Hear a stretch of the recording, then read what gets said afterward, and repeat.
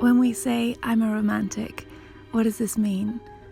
A lot of people dismiss it as being someone naive who likes to get flowers, sweet cards, or chocolates. But let's look at the actual definition.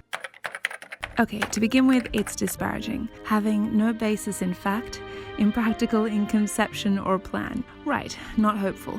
But it goes on to list another definition: responsive to the imaginative or emotional appeal of what is heroic, adventurous, remote, mysterious, or idealized. Valentine's Day. Now, the cynics say one or all of the following. It's just a commercial holiday designed to make us spend money. It puts pressure on men to buy material things for women to show off to their friends. I show my partner I love them every day. I don't need a special day for it. I disagree. And it's not because I'm sitting here all smug and loved up, staring across at a bunch of roses. I'm not. I'm spending Valentine's Day alone. But I've certainly been in passionate, monogamous relationships with wildly romantic and respectful men. When I tell people I'm a romantic, I say it almost apologetically, as though I'm admitting some weakness, some childish trait that I just haven't been able to outgrow. But why do we attach this stigma? And it's not true that it's only women who identify as romantic. I have seen examples of romantic men in different cultures all over the world. I think it's time someone defended romantics, defined us beyond just a corny genre that brings in big cinema dollars for Hollywood or a bunch of girls who like gifts. And let me tell you why. We have no problem praising the entrepreneur, the innovator, the scientist finding a cure for disease, the mathematician or astrologer designing ways to explore space. These people, who are often traditionally thought of as being male, actually possess all the qualities of a romantic according to our earlier definition, drawn to what is remote, mysterious, imaginative, heroic, adventurous.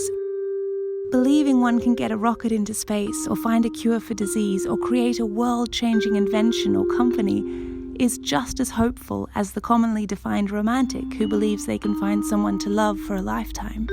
I've had years where I couldn't afford a single rose to show my love on Valentine's Day, but I have been able to spend weeks drawing and colouring a little cartoon of our love story, or writing poetry about how they drive me crazy with desire, or creating a treasure hunt that led them all over the city. Yeah, I tend to get a little carried away when I love someone.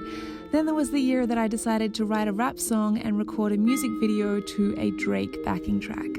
You don't need to spend money to show someone that you care, to make them feel special. The guy who shows the ultimate in emotional maturity by going up to someone, giving them a compliment, asking them out, thereby overcoming what is arguably humans' greatest weakness, pride. That is romance, when someone is adventurous enough to risk their pride because of the chance that it might lead to reciprocated love.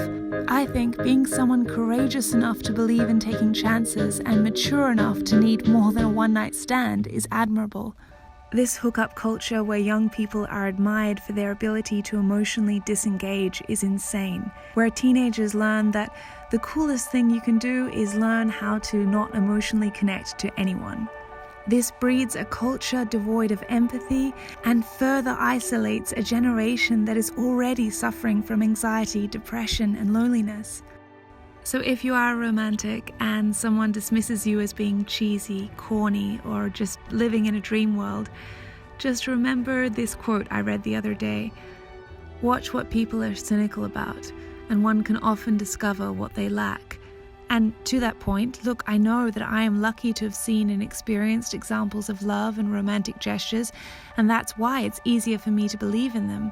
Maybe that's why I kind of feel like it's my responsibility to share this message with those who perhaps haven't been so fortunate to see examples of love and romance. The funny thing about romantic gestures is I've found that people are only cynical until one day it happens to them, and then suddenly it's infectious. And so I will continue to call myself a romantic without apology, because we are the intrepid adventurers, the curious thinkers, the empathetic listeners, the observers of detail, the bold creators, the radical inventors. We are the romantics. And for this, we should be proud.